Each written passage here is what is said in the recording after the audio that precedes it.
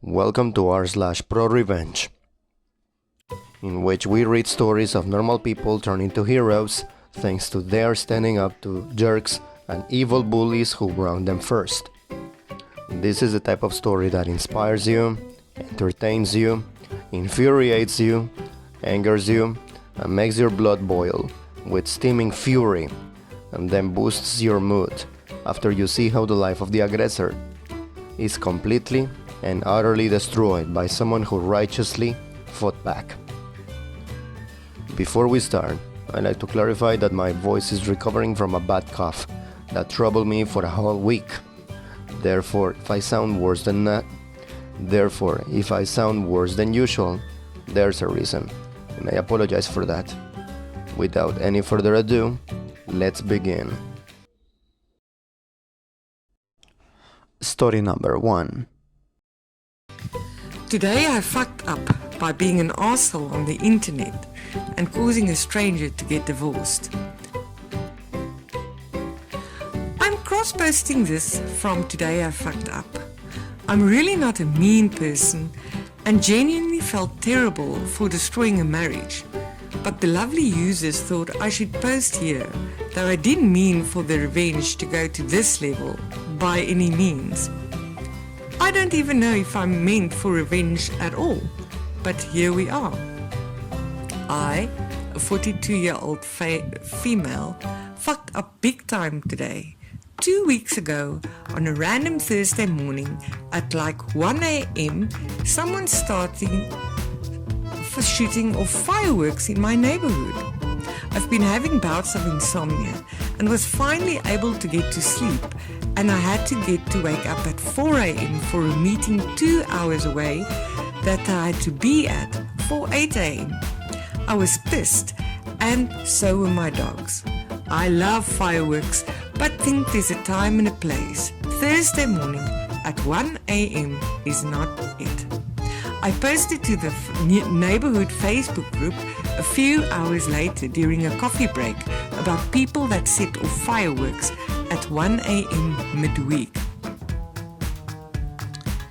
After I made the long drive home, I checked my Facebook. Some guy comments that I can't sleep because I'm a fat pig. Now I'm chubby but not sloppy fat. Plus, I just lost the equivalent of a fully grown male wombat or 54 North American grey squirrels. So I feel fucking awesome about myself. This is where I may have really fucked up. I respond to the guy, who was maybe mid to late 30s, very early 40s, about the same age group as me. I write in a comment beneath his "Listen guys" name, "I'm sorry I had to end things, but I just didn't have the same feelings. What you're saying now is just hurtful and mean. Please stop sending me messages, and commenting on my Facebook post is just a pathetic way to contact me. I told you a dozen times already, we are done. It's over." The following day, I had to get to the airport for an out-of-country vacation that had me getting up early and leaving early as hell. So I don't check my Facebook during all the craziness, also because I'm only on it sparingly. I don't live on my phone, and when I am, I'm usually on Reddit or TikTok versus Facebook. I could not check my Facebook even if I wanted. I was on a cruise, not paying $25 a day for internet, and the country we visited didn't really have the greatest Wi-Fi. Besides, I was having a blast, leaving the chaos of the world behind. I signed on Monday night and fuck. Apparently, people took this seriously and told his wife. She was freaking out on me, pleading me for information, sending me messages. Her and his friends were DMing me. He was DMing me. It was bad. The last message was the guy saying I'm a total cunt because I refused to tell the truth and I just destroyed his life. I immediately messaged both him and his wife explaining what happened. I sent pics of me on vacation even. Time-stamped. Apparently, he's a serial cheater. And when I exposed our affair, another woman exposed her affair with the husband to the wife because the affair partner was jealous that he had hit another side chick. This was the straw that broke the camel's back, because not only of the multiple affairs, but because he humiliated her with how public it was, especially it being a neighborhood group. So there's my accidental ProRevenge. Too long, didn't read. Someone tried to hurt my feelings after I posted about fireworks being set off early morning, and I pretended to publicly address our, in inverted commas, breakup. His wife and affair partner were not pleased. Story number 2. Stepdad cheats on my mom, so we get revenge. Before we start, allow me to introduce the cast of this wonderful story. Me, I am 24 and I'm a man. My mom is 50. My brother is 23 and my sister is 30. My cheating stepdad is 45 and his name is Chris. Betty is my stepdad's co-worker and she's 25. The other woman, the affair partner, is Darla and she's 40. This may be a long one, therefore apologies in advance. I moved in with my mom after her marriage of 25 years with my bio dad was ended. He was a manipulative asshole, but that's another story. Shortly after the divorce, my mom introduced me to her boyfriend at the time, Chris. Now, my mom worked as a correctional officer at the county jail. The boyfriend was a former inmate, in for a DUI, driving under the influence. That should have been the first red flag, but my mom was grieving a long marriage, and I did not want to push the subject. Chris seemed to make her happy, and that was enough for me. Me, my brother and my sister all lived in with mom and Chris, and we seemed to get along okay. Chris and I bonded a bit over our love of video games, and all seemed well. That is, until 2017. Due to Chris' prior DUI, he had to go in regularly for probation checkups at the courthouse. One day, he didn't return, and we got a little worried. We then received a phone call from him. From Texas! Turns out, when he arrived at the courthouse that day, he was jumped by the FBI. His family from Texas was implicated on a number of gang and drug-related crimes, and due to a situation where he was in the vehicle during a drug handoff, he was on the hook as well. He ended up agreeing to testify against his family members in exchange for a shorter sentence, and allowed to be out of prison before the trial. My mom was distraught, and over the course of many phone calls, over a year, they worked out their marriage plans when he returned. His store owner at the Dairy Queen he worked at allowed him to come back as well, back to his store manager position. Soon after, the drinking started. Now, obviously, because of his DUI, Chris was clearly no stranger to drinking. He began to drink more and more and more, to the point where he was consuming half a 24-pack of beer a day. Chris was a mean drunk. He regularly started fights when wasted, and while they never got physical, he wasn't exactly kind with his words. My mom enabled his behavior for several years, saying that the stress was getting to him from work and from the upcoming trial. Finally, after several years, my mom had enough. Chris came home extremely drunk one night, and my mom confronted him. She asked him if he had been drinking, and when he didn't deny it, she kicked him out. He went to live with a friend temporarily. The next morning, Mom asked us to help gather a few of his essentials so that he didn't have to re-enter the home until he was sober. While we were gathering his things, we heard a knock on the front door. We opened it to find Betty, one of Chris's co-workers and someone I went to high school with. She told my mom that she had something important to share. After sitting my mom down and telling her not to share where she got the info from, Betty told my mom about how Chris was cheating on my mom with Darla, how he regularly had Darla perform sexual acts in and around his workplace, how Betty had caught them, and how Chris told her that if she ever told my mom, he'd fire her. He was the store manager. And finally, how Darla was pregnant. My mom was angry. After the initial shock wore off, she told us all to round up all of Chris's things and to dump it outside. We took everything out of the house, and tossed it all in the alley behind our house. Chris had no reason or ability to return to the house.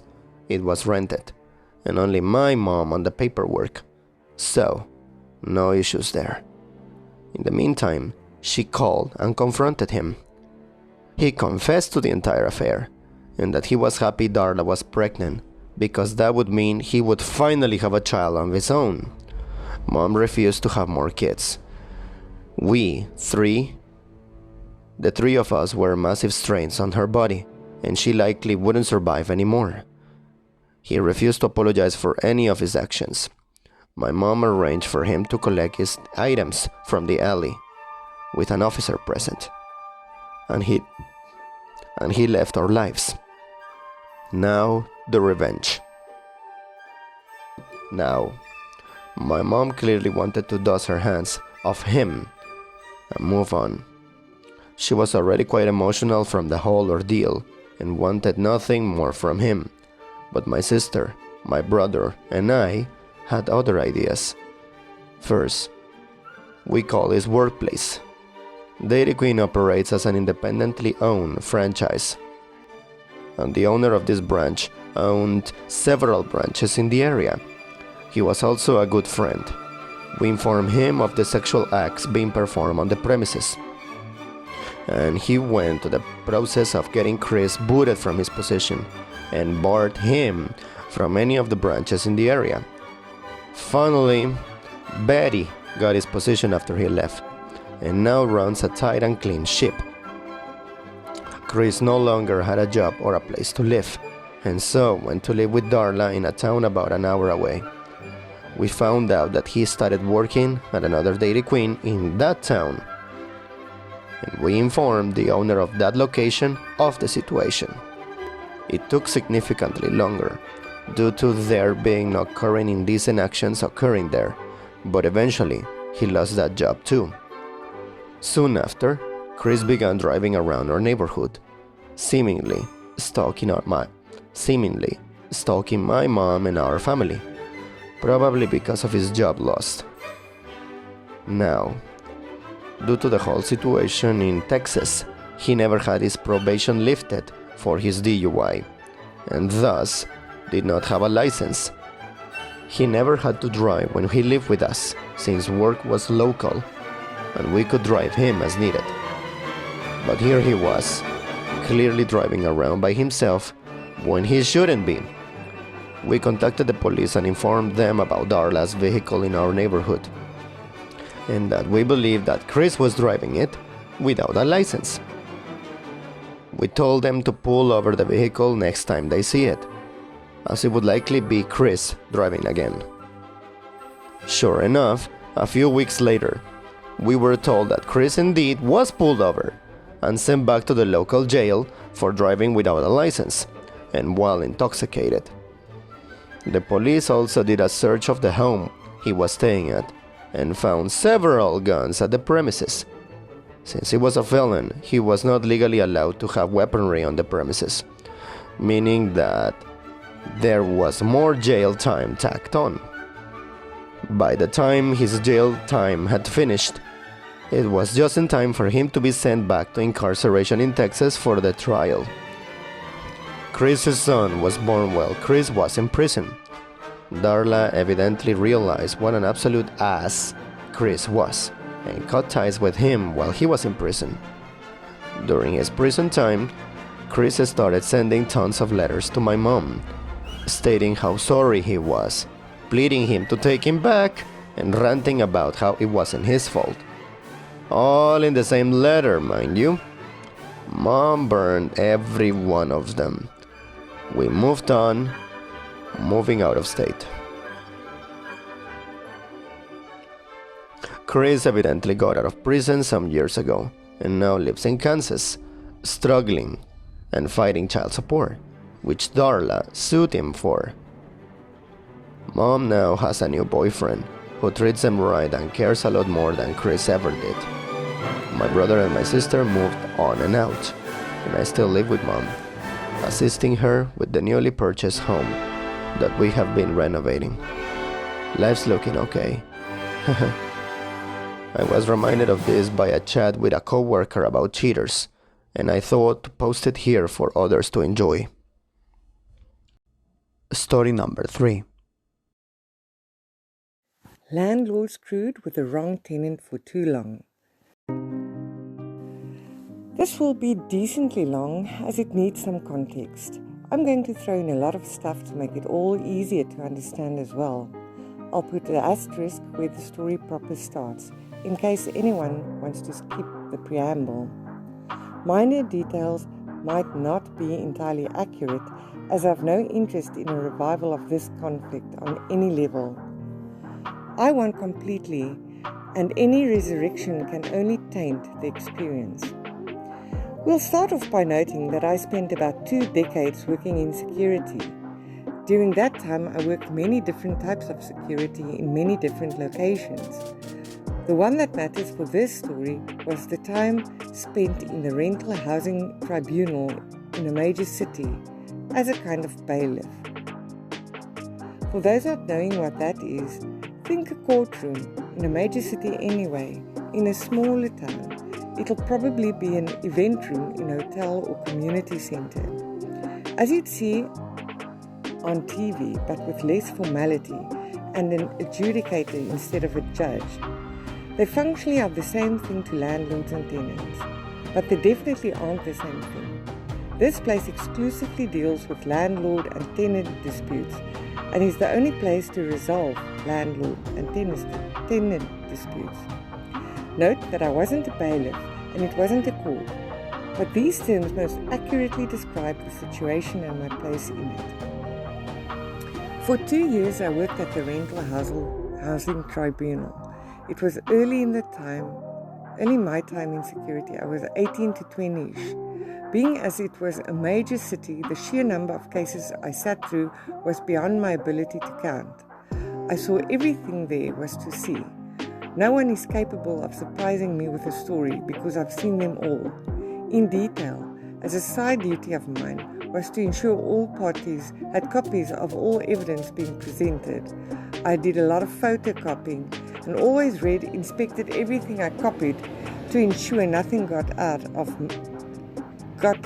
off or made illegible. By the time I stopped working there, I probably knew the way everything worked well enough to be an adjudicator myself. Well, not obviously, but I'm certainly in no need of a lawyer either, should I ever have the need to go there. I also had intimate knowledge of how the system worked beyond the actual rules.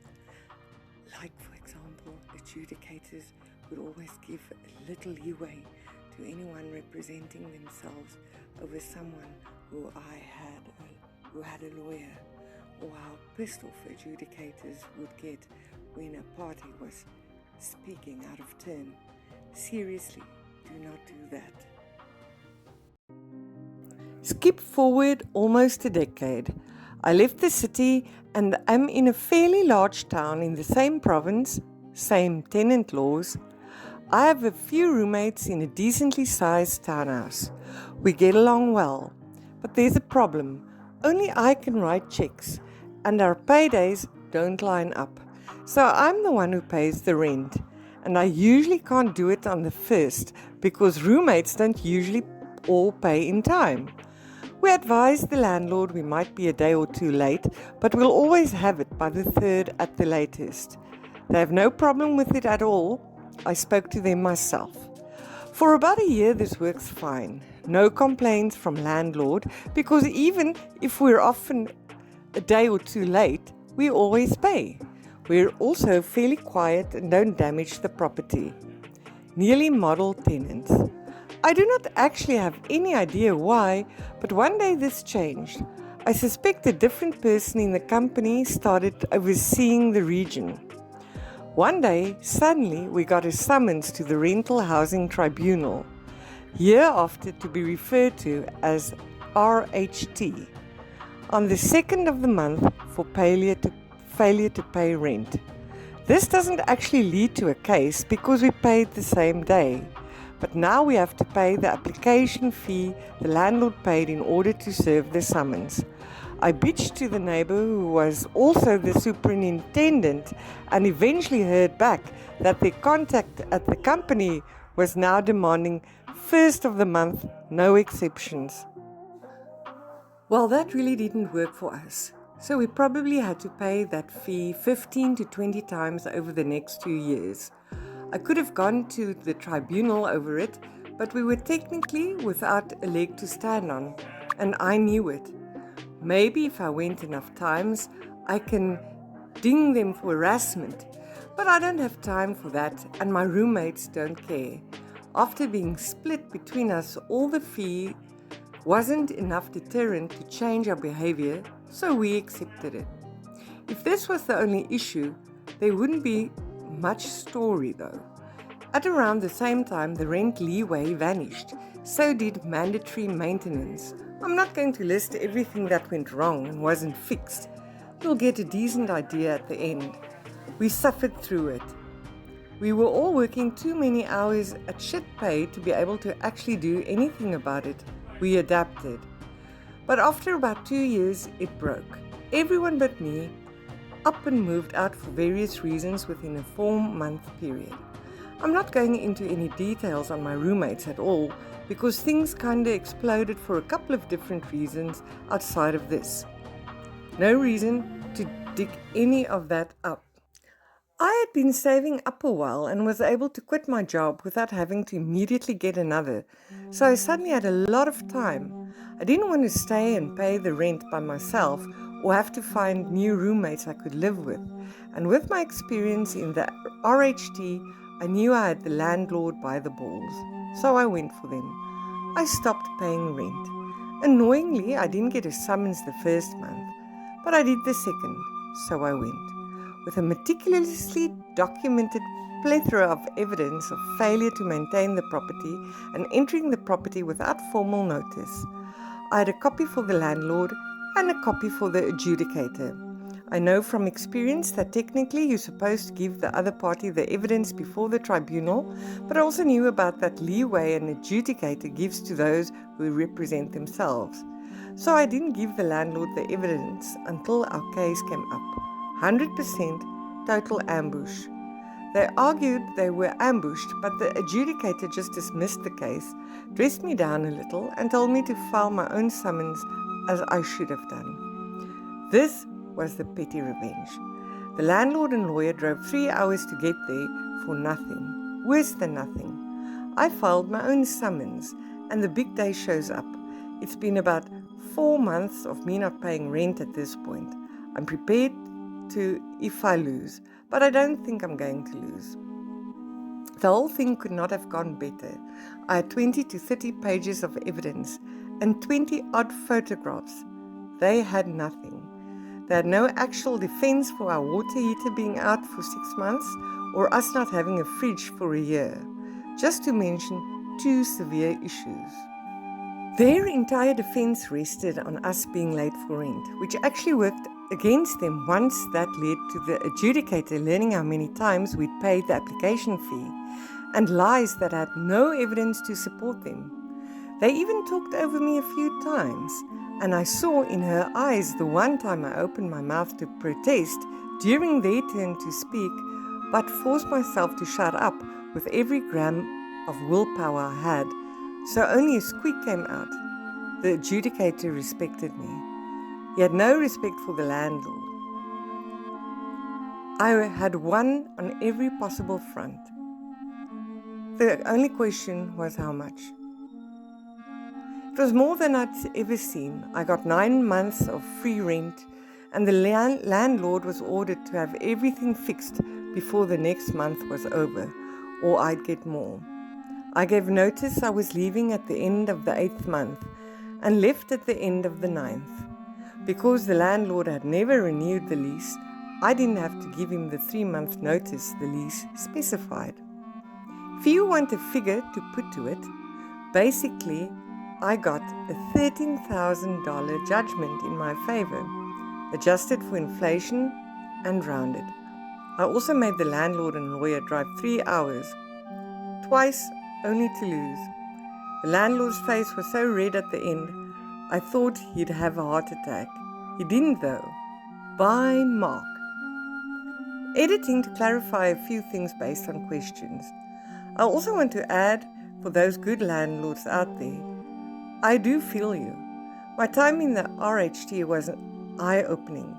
For every bad landlord, there are 10 bad tenants easily. There's a massive debate of debates to have over the whole thing. I'll only say that I do sympathize with the good landlords out there. I'm not trying to paint all landlords as terrible. This is the only landlord I've ever had that was so useless. I've revised my estimate of the ratio based on a little research and some comments from 30 tenants per landlord to 10. I'm probably still wrong, but the sheer number disparity between landlords and tenants effectively requires there be more bad tenants than bad landlords, simply because there are so many more tenants than landlords. I'm going to leave it at that and just beg you not to rip me apart from either side. I'm intimately aware of the problems both good landlords and good tenants face, and my sympathy goes out to both sides. Story number 4. Steal furniture? Almost lose your job. So my dad owns a house that he's been renting for some time now. The tenants that lived there were for the most part decent people who my dad thought were trustworthy. They were all changed about 2 months into the tenancy when the tenant refused to pay the month's rent. My dad showed some leniency and gave them another month to pay up what was owed. They didn't pay a thing. By this point, my dad, frustrated by the whole situation and being 2 months out of rent money, offered them a deal. Leave the house ASAP and then only pay half the money owed. They countered with a different agreement. They would leave the house in a clean state with all of their furniture left behind as compensation. My dad, wanting to just be done with them, agreed. Cue to when my dad gets to the house, finding the place in a mess with none of the furniture left behind, including the furniture that belonged to my dad in the first place. The 2 sofas that my dad owned were left behind, but they were trashed and left in the shed. When my dad confronted them, asking for them to pay up the full amount that the furniture was worth, he was met with a promise of payment after 2 weeks, which he didn't believe, and when he requested they pay earlier, he was met with "good luck getting your money," followed by laughing emojis. This made my dad angry, and he decided that he wasn't going to let this slide. My dad knew that the tenant was a Christian pastor of a church, and his son also had some job related to the church. My dad contacted the church and explained everything from how they hadn't paid him rent money to stealing the furniture and trashing the place. The church was somewhat interested about this behavior. The next day, my dad gets an angry phone call from the tenant's son, cursing at him and asking him what he thought he was doing, contacting the church, saying he was being unfair. My dad hung up on him only for him to attempt to ring 10 times after he hung up. From what we could piece together, the church had told the pastor that if he didn't settle things with my dad, him and his son would lose their jobs. My dad received the full amount for the furniture that same day and agreed to back off. My dad later said it was never about the money, but the way this guy treated him and his values. My dad, being a Christian himself, was very disappointed. Story number 5. Revenge on a client who tried to throw me under the bus. I was pushing 40, and I learned a lot of lessons in more than 10 years of legal practice. But one of the most important lessons I learned was from an older lawyer that I worked for as a summer student, after the second year of law school. A lawyer has 3 duties, he told me. First to himself, second to the court, and last, the client. Always make sure you come first and the client comes last. That's what he told me. The reason? Because clients will fuck you, he said. They'll throw you under the bus without thinking twice. I should have stayed with this lawyer. But being young and an idiot, I had to go work downtown. And I'm still downtown now. But fortunately for me, I remember this lesson, and it came in handy many years later when a client really did try to throw me under the bus. My client was this mid-sized company that did this and that and owned things here and there. Not big enough to be listed, but it did have a pretty sizable real estate portfolio. And one day, a building they owned burned to the ground. The company wanted to collect on the insurance, so they told Frank, a veteran salaryman, to deal with it.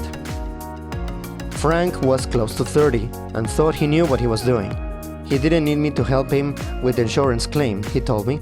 He had everything under control. Besides, lawyers are expensive. Some guys really get off on not paying legal fees. And Frank was one of those guys who gloated over every penny that he managed not to pay to the lawyers. I dealt with Frank a lot, and he was always nickel and diming me. The insurance is going to fuck you, I told Frank. And it was only by luck that I even knew about the fire and the loss, because Frank had not asked for my help. He just let it slip one day, and since then, I kept on top of him, trying to get him to smarten up. I had to fight to get him to send me the proof of loss form to make sure he hadn't messed that up. Frank fucked up, and I wonder sometimes how he had a job. But the proof of loss was okay, at least, so that was one less thing to worry about. You don't know that, he said. I could tell he just wanted to get me off the phone. To that, I replied, I'm paid to know when insurers are trying to screw my clients. And the insurer, it's going to screw you. They've been stringing you along for ages with requests and questions and paperwork. But they aren't going to pay you. Not unless you sue them. But Frank said he knew what he was doing and that it was all under control. And besides, he got along with the adjuster so great. I continued to tell him, the limitation period expires in 2 weeks. And once the 2 weeks pass, it will be too late to sue. The moment that limitation period expires, they will stop taking your calls. You'll get a final email saying, sorry, you're out of time. And that will be that. Don't leave this till the last minute. Let me sue right now, and you'll have the money in no time. Frank was like, fine, whatever, don't bother me. I got this and blah, blah, blah. And he got off the phone as soon as he could. I sent him the usual email with clear warnings and recommendations, which he ignored. I sent the email again, and then again as the limitation period approached, and again a couple of days before the deadline. I told him, my email said I'm going to be at trial and you won't be able to reach me, but you have to sue. You have other firms on your list, so pick one and sue. He didn't bother to reply, and I went off to do my trial. The trial lasted a couple of weeks and no email from Frank. Then a month passed and another month, still no email. I figured he must have sorted things out. Maybe Frank was right after all, I said to myself, and then the phone rang. It was Frank. Hey, remember that fire insurance thing we spoke about? We had only spoken about it like a dozen times. I figured he was calling up to gloat, so I cut to the chase. So they paid out. That's great, Frank, you were right. He asked me what I was talking about, and could he see a copy of the claim. What claim? I said. The claim against the insurer, you know, that claim. Does that mean the insurer didn't pay? I said. He hung up on me. Then a few minutes later, my computer dinged, and there was Frank's email, talking about how we spoke, and he told me to sue, and he was worried when I hadn't sent him a copy of the claim, and he was following up to get a copy of the claim. I emailed him back, and I said, I emailed him back. I take it that the insurer didn't pay you, just like I told you they wouldn't. And now the limitation period is expired. They told you to jump in the lake, leaving you with a loss in the millions. Is that it? I'd make a mistake by not going over Frank's head when he wouldn't listen to me. But if I had gone over Frank's head, I never would have received another file from him. So I didn't. But that was then, and this was now. So I sent a copy to Frank's boss, and his boss's boss. Plus, I did send the same to Bill, the client's in-house counsel. Bill acknowledged my email right away and called me later that day. Frank messed up, he said. We know that. He's an idiot. So what do we do? So his excuses didn't work? I asked. Nope, Bill replied and explained that they had summoned Frank to boardroom, but his story didn't add up given all the warnings I'd sent him. Besides, there would have been no reason for him to keep emailing the insurer if he had told me to sue. Once the file goes to legal counsel, Frank's role was over. The company knew Frank was bullshitting them. So that's it then? Bill said. We just lost a couple of $1 million. It's okay, I said, explaining that when I realized that Frank was going to fuck up, I issued a claim against the insurer. Because I had made Frank send me the proof of loss a while earlier. I had enough information that I could sue to preserve the cause of action. Not a great claim and short on details, but good enough. Huh? You sued without instructions? Bill said. Lawyers aren't supposed to sue without instructions because if you do that, you're personally liable for whatever costs the other side incurs. It is a big deal to sue without instructions. Yup, I said. I sued without instructions. I pulled a copy of the claim and I emailed it to him as we spoke. It's a little rough, I said, but we can always amend. Oh, thank God, Bill said. Can I leave it with you? Of course he could. The insurer was a sitting duck, and I knew I'd collect from them, no problem. A few days later, I got a call from another guy who worked for the client, a guy I didn't normally deal with. They had a situation and needed my help. I usually deal with Frank. What's up? I said. What was up was that Frank got called into another meeting, and they handed him a one-page letter. And then he put his little office things in a box, and security walked him past his co-workers to the elevator and escorted him downstairs to the parking lot. Bye-bye, Frank. He was too old to get another job.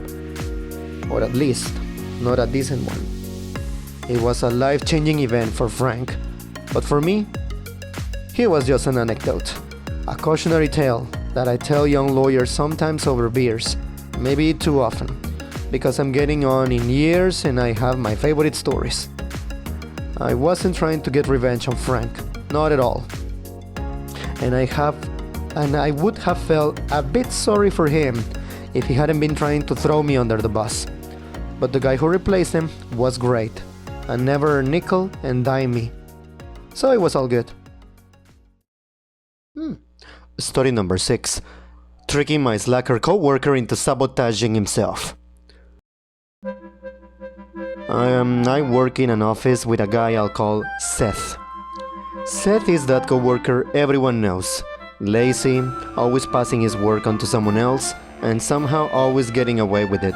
He'll sit around on his phone and go to the bathroom every 10 minutes. He's the kind of guy who will show up late, make some lame excuses about traffic, and then disappear for lunch for 2 hours. For the past 6 months, Seth's favorite target has been me. He'll send emails asking if I can help out with a project, but what he really means is do all the work while I take the credit. I complained to my boss a couple times, but somehow Seth always managed to weasel his way out of trouble. The final straw came when he passed off a major report that was due to a client in 2 days, dumping it on me last minute. One day I casually asked him if he was good with Excel, and he admitted he didn't know much about it. Perfect. The next time Seth tried to dump a bunch of spreadsheets on me to organize for his next report, I agreed. But this time I embedded a series of hidden formulas into the documents. These formulas didn't do anything important, just enough to mess with the numbers if someone didn't know how to check for hidden cells. It took me a little time, but I was careful not to make it too obvious. The kicker? Every time Seth tried to copy and paste the data into his report, it would scramble everything just enough to be completely useless. On the day the report was due, Seth slacked off like usual, assuming I had handled it like always. When the client called, furious because the report was filled with nonsense numbers, Seth panicked. He rushed to fix it, but every time he tried to fix one part of the report, something else would break. He came to me, frantic, and asked for help. I acted confused and I said, I don't know what happened, maybe it's a glitch.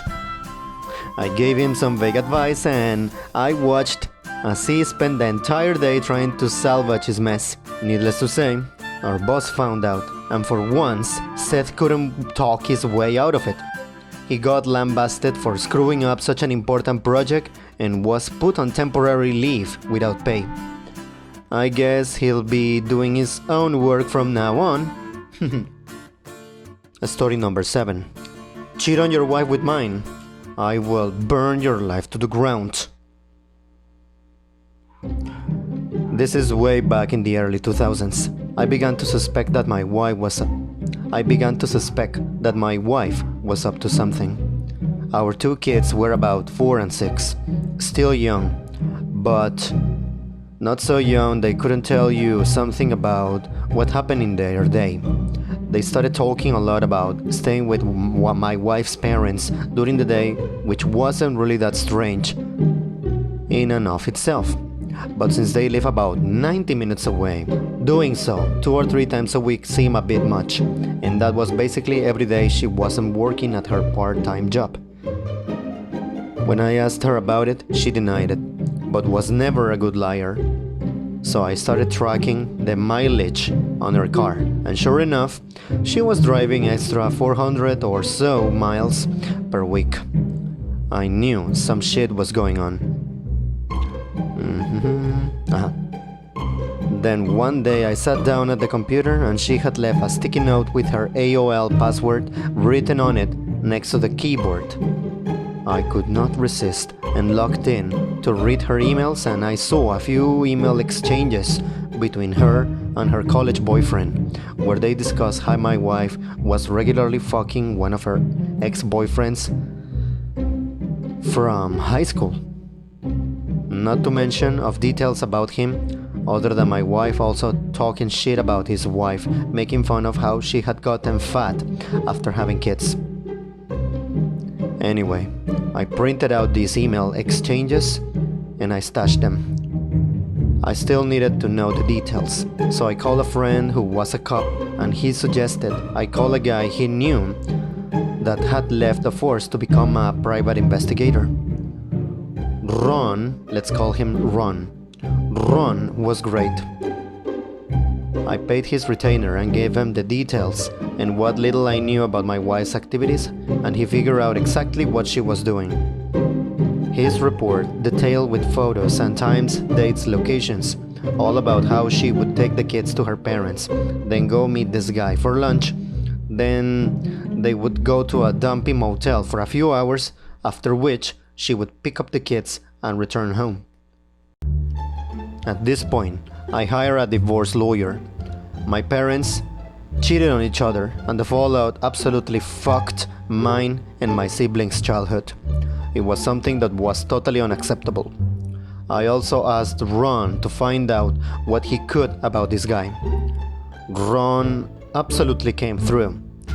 I learned his name, Bob, that he was married and had 3 kids. I also found out that he worked as a vice president of sales for his father-in-law's business. At this point, I had my lawyer draw up the divorce papers. I also asked Ron for a couple more copies of his report and one more thing I wanted him to do for me. On the same day I had my wife served with the divorce papers at her work, I had Ron meet with this guy's wife and show her everything he'd found out. She seemed nice, and I figured that she deserved to know what her dear hubby was up to. What she did with that information was up to her. Well, the information about my wife's infidelity didn't matter in my divorce proceedings. Bob's wife did a real number on him. According to the publicly available court documents from the divorce and other related proceedings, she cleaned out their joint account, took the kids, and left. As soon as her dad found out what he'd done, Bob was fired, and since her parents actually owned the house where Bob and his wife lived, he also got evicted. Their divorce was ugly. Lots of fighting in and evidently out of court. Lots of fighting in and evidently out of court. I guess Bob went to the house and started arguing with his wife, and it escalated to the point that her brother stepped in and Bob got his nose broken. There were restraining orders, a few more incidents with police reports, criminal charges, jail time, and so on. I can't find Bob on the internet anywhere these days. Last I heard, he had left the state and his ex-wife did okay. She went to work at her dad's company and took over after he retired. As for me, my ex and I got along well enough.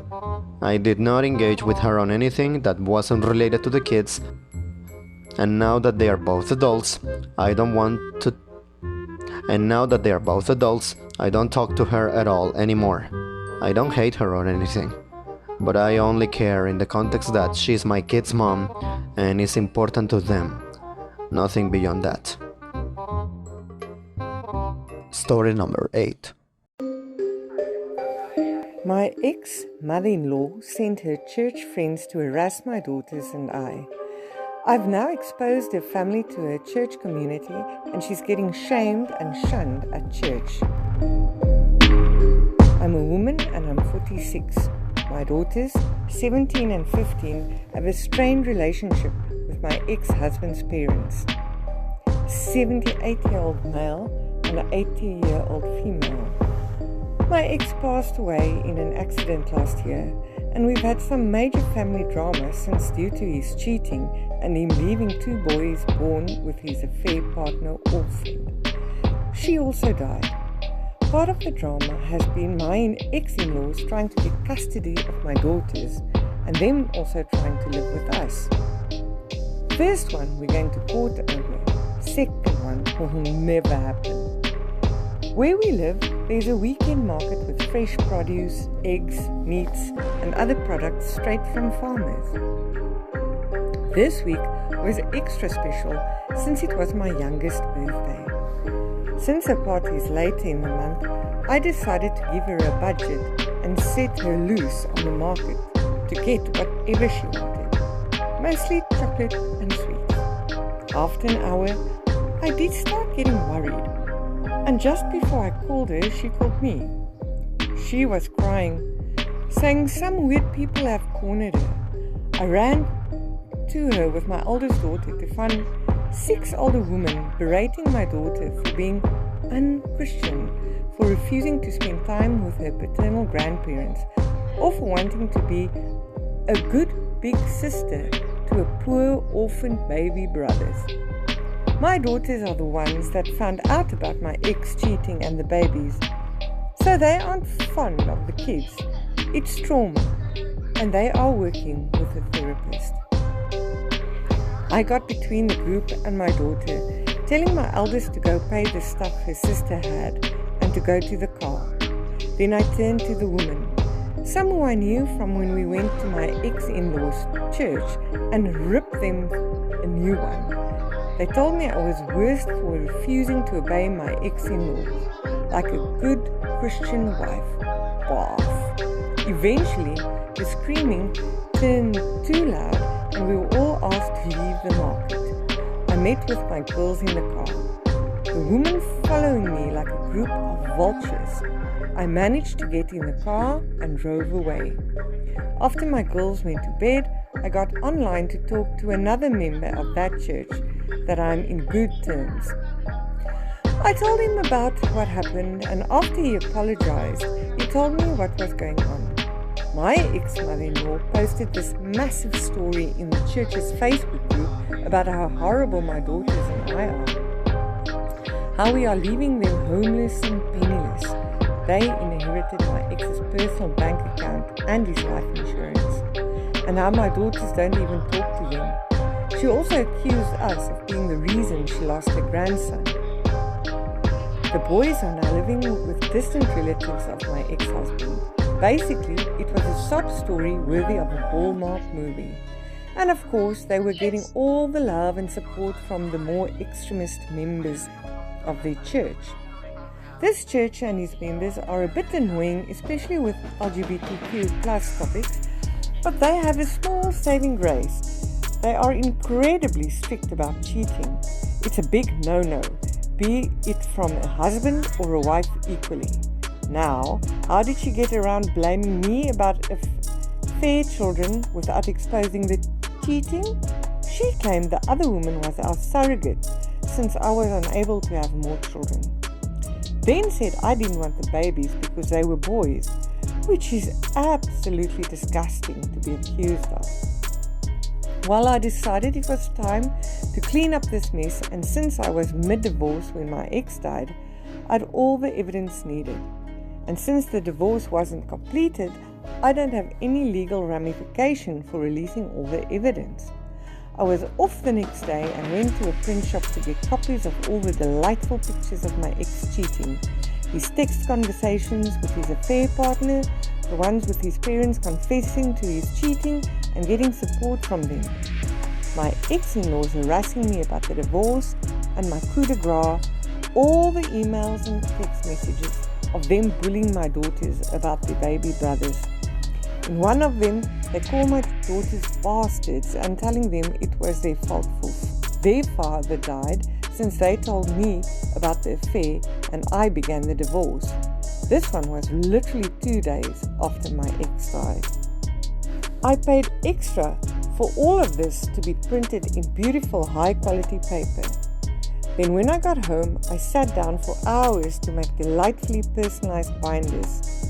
They look like the little prayer song packets the church give for everyone to take to sing hymns. The first picture when opening the binders is my ex and his side woman making out in our living room. Their faces are easy to discern, and the girl looks nothing like me. Different skin tones and hair color.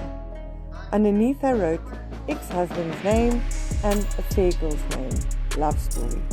I took them to the church before service.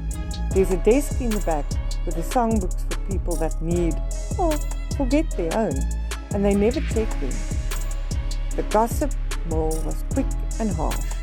The names my ex and his affair partner got called in the Facebook were so bad the past himself had to get involved just to keep things relatively PG-13. People were angry at my ex-in-laws for their abuse to my daughters. But what made me laugh was that I was still in the wrong for the divorce, but it is understandable that I failed on my duties after the shock, and I possibly will one day return to the light, unlike my cheating husband and his Jezebel. They used another word I can't use here, I imagine. I got 2 apology letters in the mail for my girl and an invitation to join the church for support. As for my ex-in-laws, they got shamed into leaving the church. My ex-mother-in-law made a post on a wall about how alienated she feels and how no one cares for the elderly anymore, how she wished her great son was still alive since he would have taken care of her and her husband. With that, what money? I don't know, since I was the breadwinner. Explanation on the will. My ex-husband had a will that named his parents as beneficiaries.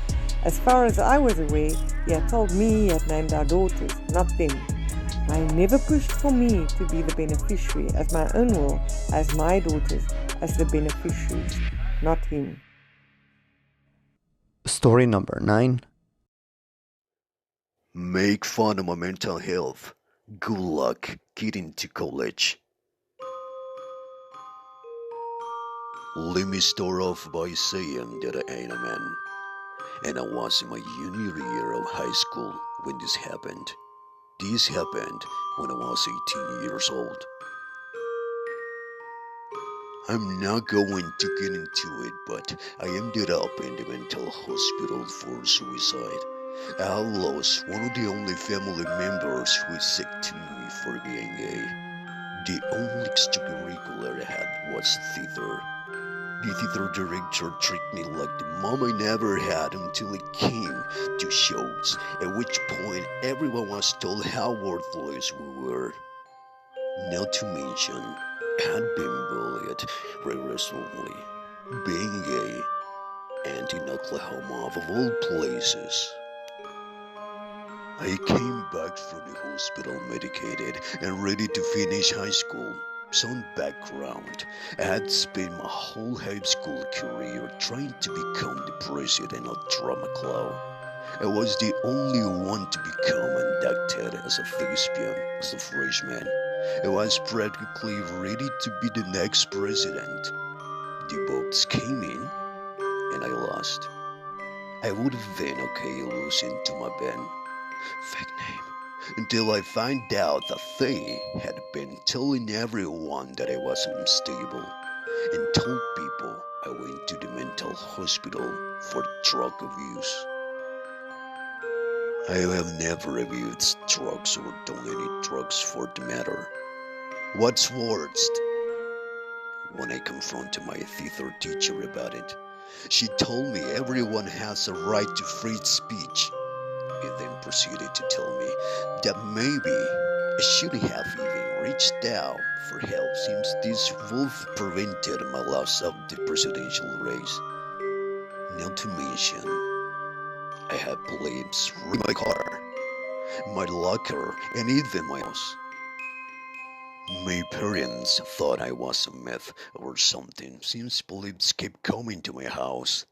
At the first police visit, they quietly busted down our front door. I even got beat up in the parking lot of my work because a non-druggie didn't believe that I didn't have anything on me. I almost got fired from my one source of income because of this ordeal. All because he made up this lie, and everyone believed it and went talking.